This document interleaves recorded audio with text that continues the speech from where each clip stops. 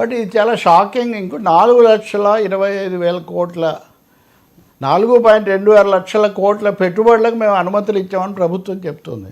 చాలా భారీ ఎత్తున ఇప్పటికే 1,50,000 ఎకరాల భూములు కార్పొరేట్లకు ధారాదత్తం చేశారు.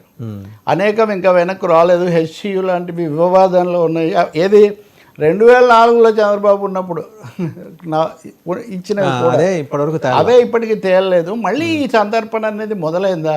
అది కూడా సందేహాస్పద శక్తులు ఇక్కడ చోటు చేసుకుంటున్నాయా? నిజమైన వ్యాపారవేత్తలకు పారిశ్రామికవేత్తలకు భూములు ఇస్తే ఇప్పుడు టీసీఎస్కి ఇస్తే ఎవరు పెద్దగా ఏమీ దాన్ని లేదు, ఉచితంగా ఇవ్వడం ఎందుకు అని ఇప్పుడు నేను చూసా. సిపిఎం వాళ్ళ విమర్శ కూడా భూమి ఇవ్వండి కానీ ఉచితంగా ఇవ్వాల్సిన అవసరం ఉంది. ఏమీ లేదని ఒకరికి కాదు కదా. ఇప్పుడు ఒకరికి ఇచ్చాక వాసుదేవానికి ఎందుకు ఇవ్వకూడదు, ఇంకొక శ్రీనివాసానికి ఎందుకు ఇవ్వకూడదు? ఇది ఎండ్లెస్ కదా. పర్యావరణాన్ని కూడా దృష్టిలో పెట్టుకోవాలి. ఇప్పుడు రిషికొండ మీద అంత చేసాం మనం.